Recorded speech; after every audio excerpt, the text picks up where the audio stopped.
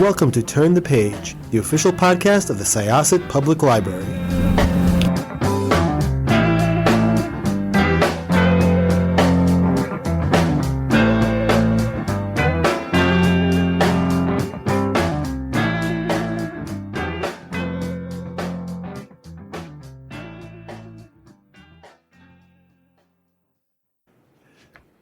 Hello, this is Jessica Chotan and Stacy Mencher and John Endres. And we are going to turn the page. And we have another special guest here today. John, would you like to tell us about your special companion here? Yeah, I brought my little friend R2AE. She's a R2 astromech droid. She's from Star Wars. She's kind of like R2's girlfriend. She even has a little heart. Yep. I love it. It's so cool. So, could you tell me a little bit about your group and what you do? Okay, well, we're R2 builders. We're worldwide. What we do basically is we're a nonprofit group who build R2D2s or similar R2 units for charity. We go around and do charity events, or we build them just for ourselves to have fun. That's pretty much it. That's awesome. I have to tell you right now, I am just absolutely floored at... I almost wish we had a video in here because the craftsmanship of this droid unit is absolutely beautiful. So tell me a little bit about her name. You were telling us before. Yeah, I had my first one I built, I named R2E1.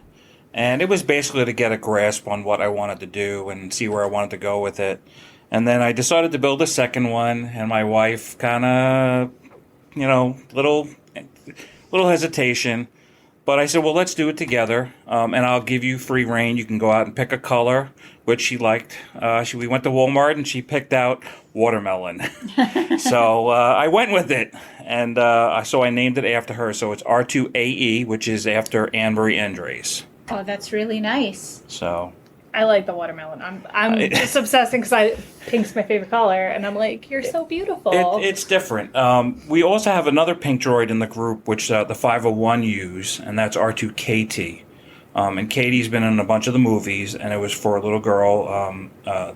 One of the guys from 501, his little girl was dying of brain cancer. Oh. And one of the things she asked for was a pink R2. So the R2 group guys got together, donated parts, and built it for her, and then she's been redone a couple of times, and now she travels the world, and like I said, she's been in a couple of movies now. That's a really just it's sad and it's absolutely beautiful, and yeah. I have to, so one question I have to ask, and then I just wanted to talk a little bit about the 501st and you guys and the Empire Lightsaber Guild and how it all comes together. Saber Guild, yes. They don't like that. Well, then I apologize. The Empire Saber Guild. But first, so Star Wars is, what would you say, Stacy? Oh, I'm like thinking of like one word to. I'm like gigantic, galactic, like iconic. huge, iconic. I would say iconic. And it really has endured decades and decades, and it continues to stay relevant. It does. Like how it connects like a bunch of people in different generations. Like absolutely. I will fully admit I'm a latecomer to Star Wars. I used to just see clips of the movies whenever it was on, and I never watched like a full movie. And then when this new latest trilogy came out, I was like, all right, I'm going to binge watch everything. Like, we're taking everything from the library. Well, I have to admit, my wife has not seen all of the movies. I have. Most of my kids have seen most of them, but my wife has never really sat down. My wife is more of a murder mystery. She likes... now I just forgot the name of it. Murder, She Wrote. Okay, yeah. Yeah, it's cool though, because it just talking to even patrons at the library, like seeing little kids and children fall in love with it. Absolutely. And then you have like parents, grandparents. Well, the thing I like the most is a lot of times you see little kids and they're happy to see it. They smile and they come up, they hug it. but it's the older generation, the guys who are in their 60s and 70s. They walk up and you just see them smiling from ear to ear, and you know you've made a connection. That's really what makes it worth it, all those smiles. That's great. Yeah, absolutely. And I know I'm raising my children with Star Wars. I have twin boys, and since they were 2 months old, there were these board books, these Star Wars board books, and I bought them, and I would sit them in my lap, and this is really embarrassing, but there's a video that I have that my friends have seen. I sing them the story of Star Wars because each page in the book is the story with felt characters and one word per page. So I kind of fill in my own blanks. Okay.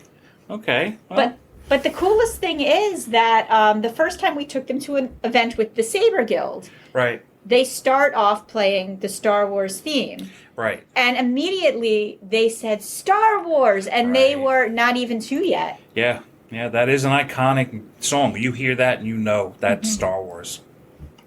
So talk a little bit about, so you guys do this for charity, and as do the 501st. Yes. And the Saber Guild does as well. I do a lot of events right now with the Saber Guild. They're a great bunch of people. Yeah, they really are. The R2 guys tend to donate to St. Jude's. I believe the Saber That's Guild. amazing. Yeah, the Saber Guild, I believe, is St. Joseph's Community Hospital. I'm not positive on that exactly. 501, I'm not sure. I think they do a lot of Make-A-Wish. They do. They are absolutely amazing. So all of these groups, just to kind of fill listeners in, they're all different Star Wars, either costuming groups or I know the Saber Guild is allowed to do a little bit of play acting and a little bit of combat. Correct. With custom-made lightsabers. Yes. Yeah. And they do Jedi and Sith. Yes, and they have an incredible, Kylo Ren. He really. Oh my God! Isn't he awesome? Kills it. He's really just great. He terrified my friends when we do for a work-related committee we're on. We did the Star Wars movies as like an event because everyone loves it and it's all family friendly. And they were there, and my friends were like, "Oh my God, it's really him!" I mean, that guy. And I'm like, "Yeah." Oh, he is fantastic in that part. Great. Isn't like one of your sons obsessed with him? One of my sons thinks he's the best thing in the world. One of my sons is definitely dark side. Every time he sees the red lightsabers, his eyes light up. Some of them are like that, you know. they're definitely going to be opposing forces of the Force. So, talk a little bit about the work you do with the Maker Fairs. Maker Fair, we show up and we do pretty much what we're doing here, and what we're going to be doing tonight is talking about the droid, how we build them, how long they've been in basically service, as I put it. And then we try to bring people to the group if you want to build your own and give you instructions and help you out in any way, shape, or form to do what you need to do to get it done for yourself. How did you find the group? I was actually on eBay. I was out of work, and I was searching eBay, and I found a blank dome, and I said, "Oh man, that would be really cool." And so I went ahead and bought it. I figured one way or another I'm going to do it, and I started doing research, and I found the R2 builders, and they have all the blueprints. They have guys will help you and work with you. Wow. And it just kind of blew up from there, little by little by little. I got my dome done. I was literally on the funny thing. I was on the soccer field with my daughter with sandpaper, rubbing the dome, sanding the dome down to try to get it smooth. And everybody was like looking at me funny, like, "What the heck could this be?" And then once you finally tell them, "Oh, it's for R2D2," oh, really? Wow. Yeah. Why? How come you're doing that? Yeah. It is a lot of fun. I enjoy doing it though. I'm always been a little bit with my hands, so it was the next step for me. That's really cool. So, like, any level can come in. Like, I don't know how to read blueprints or any of that, and like I can make one. It's pretty simple. Even if you don't want to read blueprints and you want to buy parts, the group does do part runs. Oh wow! Like I originally started with plastic skins on her, but getting her in and out of the car and the kids, poking and prodding, the skins get broken. So I went ahead and bought a set of aluminum skins. And it's basically you take a little hacksaw blade, cut the pieces out, glue them and put it on the droid. It was real nice and easy. Well, that's good to hear. I'm like ready to be like, I'm gonna make one. Well, I don't have room in my apartment. But even if you want to do it out of plastic styrene, there's plans for that, and it's real easy. You just ruler, a knife. I really want one. I know, me too. So you have R2AE, you have R2KT, right, and you have an R2D2. Correct. There are all kinds of R2 units. There's Q5 and R4s, and there's different levels. There's even R7s now. Wow. It's just the next. It's like Volkswagen and Chevy. They're all cars, but they're a different brand of car. Yeah. So have you ever experimented with maybe BB-8 or C-3PO? I don't do that. There are guys in the R2 group who do that. Right. The 3D printing these days is huge. A lot of the guys are doing that, and they're really successful with it. I don't really tinker too much with the 3D printing. I do mainly resin and plastic, wood, things like that. But yeah, the BB-8s, there's some guys that really, intricate, unbelievably intricate with it. It's amazing. That's just so very cool. So what kind of 3D printers do people usually use? You know what? I really don't know. Unfortunately, Scott's not here. Scott, he does the 3D printing for us right now. He's more into it than I am.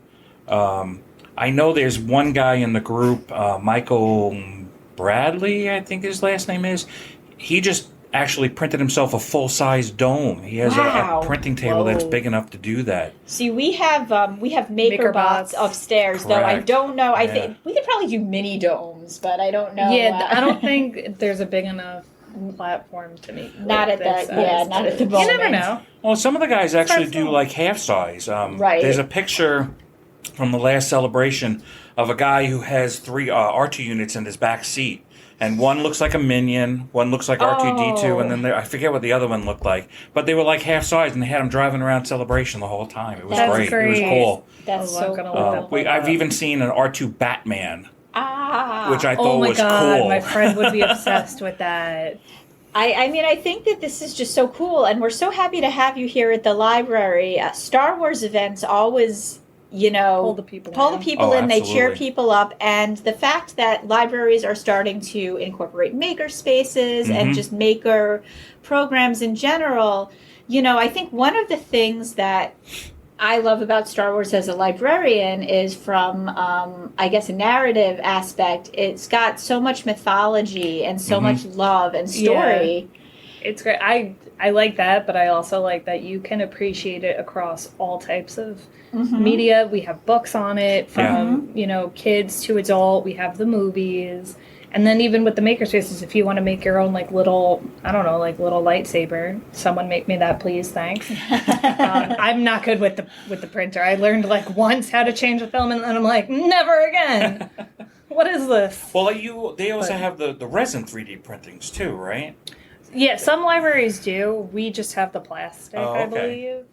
But you would know more than I do. Right now, that's what we have, and it's very been good for our projects. But I think actually it's kind of funny because when we had SciCon here in September of 2018. Sorry, it was September. This is 2018. 2017. One of our younger winners for the cosplay contest was a Kylo Ren who 3D printed a handheld version of Darth Vader's melted mask at our 3D printer. That's really cool. That's cool. Yeah, I was really impressed, and he drew the attention of the Saber Guild's Kylo, who made brooding friends with him. Okay. Brooding friends. No, but it's great to use. I mean, for us, we could help with any of the costumes or something like that. But they make so much. We were talking when we first got the training of people make houses out of 3D printers. They are actually starting to. Yeah. I'm like, what? They have cheap blown. housing that they started in Africa, I believe Yeah. it was, Yeah. doing 3D printing with cement. Yeah. And now they're starting to do it out here. Yeah, Yeah. it's really just kind of crazy, how things move along, but also how things endure, like Star Wars, Oh, and yeah. how you can marry the new technology to old technology. I'm doing air quotes I was here. going to be like, she's air quoting. So before we head into, because we're about to do a little presentation here, and have some people here at the library to take a look at R2AE. Can she come forward and maybe make some noise into our microphone? Well, let's see. So how you doing today, R2? Oh, that's good to hear. You happy to be here? Oh, okay. That's good. You want to do some dancing or anything today? Yeah, a little cantinas Oh my music, God. This is great. Okay, I'm maybe living for later? this. All right. Well, thank you so much for coming, R2AE. And thank you, John Endres from the Long Island R2 Builders. Nice. Nice. Thank you for having me. And we are going to close this chapter of Turn the Page.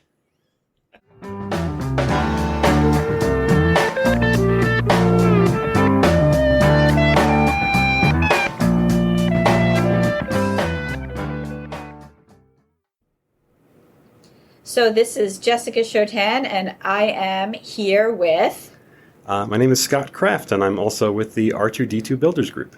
So this is part 2 of our interview with your group. We just interviewed John, who did a great demonstration with his R2AE unit.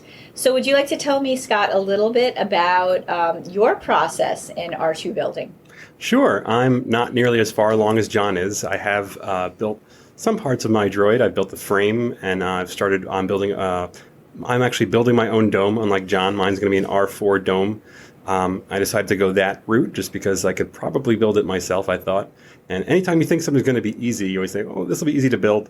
It doesn't really turn out that way, but I'm still having fun building it. It's a great group, and I'm having a lot of fun learning things along the way. So how did you get into R2 building? Well, I've been watching Star Wars probably since before I could walk and talk. So I've always wanted my own R2D2, and Who doesn't? Yeah. I mean, come on. and I kind of knew about the R2 Builders Club. It started maybe 15, maybe more years ago. I kind of knew about it back then. I didn't really think it was something that I could do. But then I discovered the Long Island Makerspace, which is not far from my house, where we have access to all kinds of neat tools, like laser cutter, which I use a lot to cut parts. But people can really use any kind of hand tools they even have. A lot of people do spend time cutting things at home. But once I realized that what that laser cutter could do, I decided that this was the project for me. So you said you have been watching Star Wars since you were...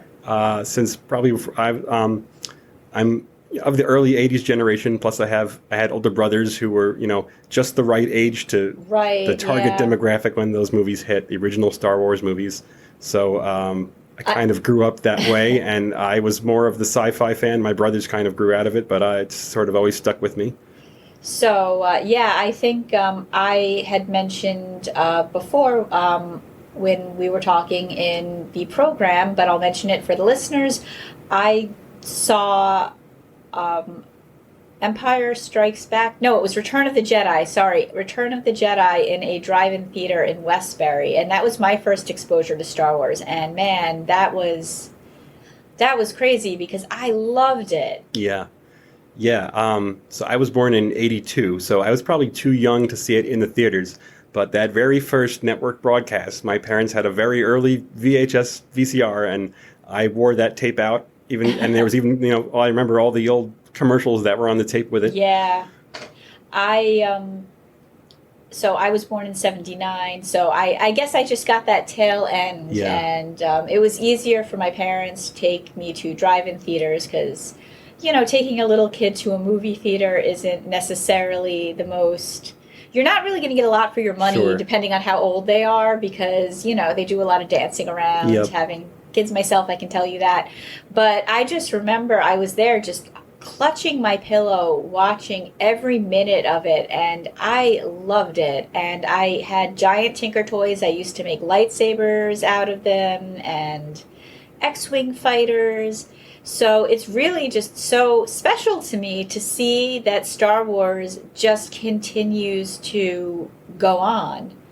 Yeah, I feel like I'm in the same boat. I feel the same way, and I have a daughter as well. I'm trying to get her into it. She got really into the Star Wars Rebels show. Kind of came out just when she sort of started to be able to more concentrate and watch a whole half-hour show, and always wanted to know what was going to happen next.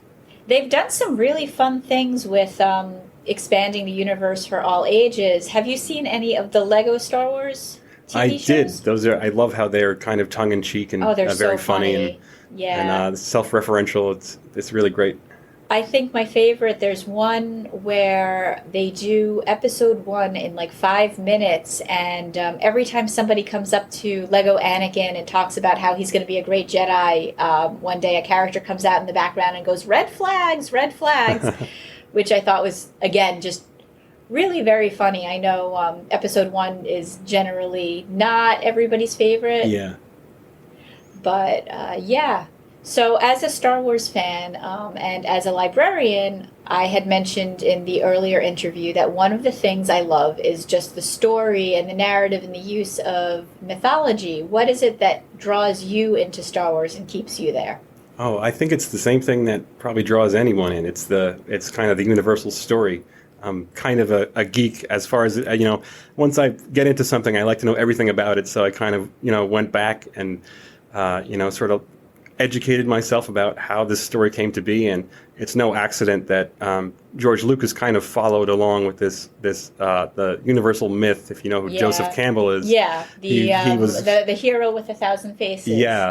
So he was actually befriended him, and it's no surprise that the story very much follows along with that sort of universal story that they find in so many cultures. And there's just common elements across so many cultures, which I think is why it's very appealing to a lot of people. Now, another thing that I had found out about Star Wars later on was that George Lucas was also influenced by Akira Kurosawa. Yeah, The Hidden Fortress. The Hidden Fortress, right, which is, Kurosawa is, he's one of the most prolific Japanese directors. Sure. Yeah, and if you watch that movie, there are 2 characters in the beginning who kind of play the comic foils. And aren't they wandering through? Was it a desert? It's been a while Something since like I've that. seen it. But even if you look at the transitions and the wipes that they do, they're taken straight from that and other Kurosawa films. So another thing, as a Star Wars fan, and I wanted to see, if you'd heard this too, that he was also influenced by a lot of pulp. He obviously grew up when he did, and I guess the space race sort of influenced the culture, and Flash Gordon kind of came out of that era. So, and Indiana Jones as well sort of was inspired by that type of storytelling. Oh, definitely, yeah. It's. I find it to be a lot of fun. Yeah. So, did you collect any Star Wars toys? I definitely did, and I still do, admittedly. So as I said, I'm the youngest child, so they were sort of, my brothers weren't too, they didn't say, don't play with these are my toys. It's kind of, communal toys, but eventually some of them sort of meandered their way to my house now that we're grown up, and I'm more of the sci-fi fan, but I definitely still am into collecting, and my daughter is too. So what other fandoms interests you?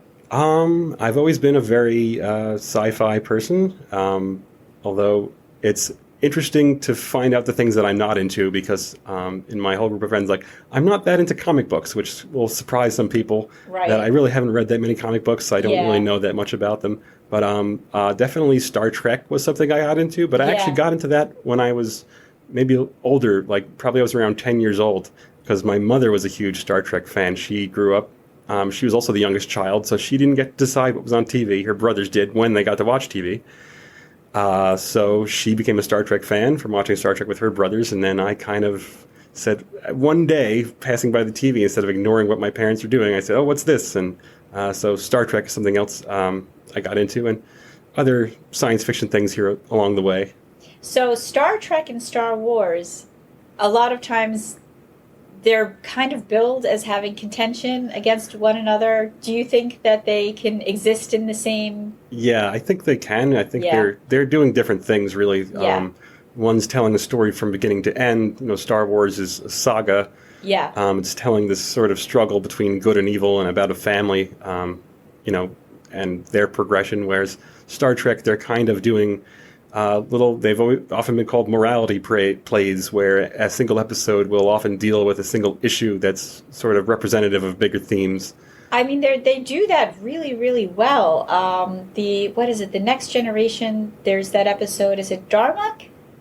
Oh yeah, the one where they have like the language barrier and Right, they have where trouble communicating, and eventually they figure out that they're speaking in metaphors. Right, the alien race that was it Picard. I think he landed Yeah. on their planet. He finds that they only communicate through. Yeah, this kind of metaphorical language, so their universal translators don't really work the way they're supposed to.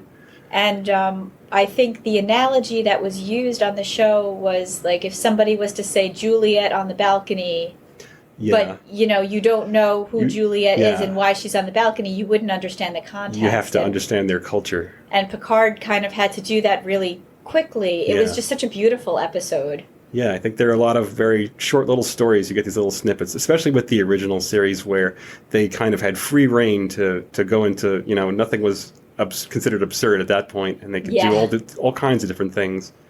So, just going back to Star Wars and Star Trek and collecting, I recently found out that the company who sold Star Trek toys and bought it, I think the rights for $5,000, made tons of money marketing. Because Star Trek toys, before this company came out, and I can't remember the name of the company off the top of my head, they had like very little to do with Star Trek. They just repurposed army men. Yeah, they were kind of strange, bizarre toys. They Right. didn't really, they would repurpose other things, and they had barely anything to do with the show. So the company, they came out with Star Trek toys, and they were really well made. And then when the license came around for Star Wars, they were just like, nope, not going to do it. Yeah. No interest. They thought they'd learned their lesson, but George Lucas had a different lesson to teach, because he was very on board with the marketing and the merchandising, and he kind of kept that in his contract about retaining a certain amount of the merchandising rights and the profits from it. So it was a very smart move. Yeah, that is. I believe there's a show called The Toys That Made Us. Yeah, I think I've seen Something, it. Yeah. on Netflix. So that was very interesting for me. As soon as I was scrolling through, I'm like, oh, there's a Star Trek and Star Wars toy one. I'm gonna have to watch that. So, so you have your own big collectible. You have droid units. Yeah. I also do collect the small little Star Wars droids as well. It's really cool. At Disney World, you can they have little booths where you can build your own. So I've been collecting those, and I've actually run out of room on my shelf, so I need a bigger shelf. So if somebody wants to start droid building, what would you recommend? Well, the first thing I would recommend doing is we have a website. It's astromech.net, and you do have to join it to see the content, and they do that to kind of keep like Lucasfilm originally, and now Disney and Lucasfilm together don't really want the plans sort of spreading around. They don't want people building droids willy-nilly. They want to keep control over it, although it's kind of a hard thing to do. So you do have to join the site, after you join the site, you should spend a long time reading through other people's builds, through their research, through what they've done, through the materials they've used, trying to figure out what your skills and your strengths are, what tools you might have access to, or things you might want to learn and new skills you might want to get. So research is really the big place to start, and it'll go a long way. Once you start building, you'll probably make fewer mistakes. You'll definitely make mistakes along the way. I have a lot of spare parts now, but research is definitely the first step. Well, I like the sound of that because we like to do research here. Yeah. And a lot of libraries are starting to expand their makerspaces. So, if you're listening, either in our library or whatever your local library, see if they have a makerspace. Even if they don't have everything to make your droid, I mean, they might have a MakerBot or something, or even just computers to go on and find the plans. We're all about the exchange of ideas. Sure. And another great resource is the Long Island Makerspace that meets once a month in Plainview. Oh, very cool. I believe their website is limakerspace.com. The website doesn't have much on it right now, but that will link to our Facebook group and to our meetup page where you can find more info. How long have they been around, the Long Island Makerspace? They've been around for about 4 years. We meet in a plastics fabrication factory. So actually, it's only for people 18 and over because there is a bit of a liability issue because it is a factory. Sure. So mom and dad or anyone older who wants to join or come take a look around can come to one of our open houses, usually at the end of the month. But it's a great group of people. There's a lot of knowledge there. There's a lot of artists, engineers, people of that nature. And so there's great tools. There's industrial machinery and good company is what we usually say. And you were talking a little bit in the discussion about the Little Bits droids. Oh yeah, there's a lot of amazing toys these days as far as STEM and programming and building things are concerned. So there's like an R2D2 Little Bits kit. I think the company is called Little Bits, I think, and it's basically you put together this little plastic R2D2, but it has motors in it and I think lights. I haven't used one, so I'm not 100% sure. And there may also there's like a remote control aspect to it, but you might be able to do some programming. There's also a Sphero droid where it's already built. The Sphero R2D2, there's a BB-8, and it's built, and you can control it with your phone. But if you get more into it, you can also do programming very similar to how you would program, say, an Arduino on the computer to make it do different things or do different motions. That's so cool. I know during the program itself, Stacy, who was here to interview John, and myself were making a joke that we want to build one for the library called an R2 Dewey unit. I think that's a great idea, but program it to take people to their books. that'd be an interesting challenge. It would be, right? Maybe a smaller droid to fit down the stacks might be a better idea. I think that the traditional R2 unit might be a little wide. Yeah, you can make a mouse droid because that's another popular group cool. online. There's the Mouse Droid Builders. They have a big Facebook presence and they also have their own website. And basically, they start with an RC car and they build up the mouse droid body and they program with all the mouse droid sounds. And so if you know what one of those are, they're also a fun thing to get into. Well, thank you so much. We really appreciated you and John taking the time to come and talk with us, both on the podcast and also to the people in the library. You're welcome. I hope it was like educational, but also inspiring. To inspire people, even if you're not building a droid. There's all kinds of stuff you can make if you're just creative. I really do appreciate it once again, and I do hope that you guys will join us for SciCon 2019. Sounds great. All right, have a wonderful night, and we are going to close this chapter of Turn the Page. It's time to close this chapter of Turn the Page. Join us for the next episode.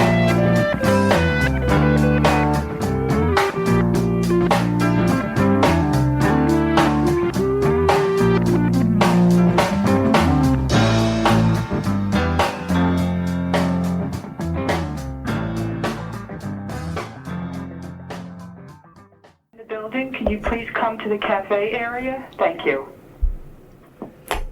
Okay, we can Another one for the blue.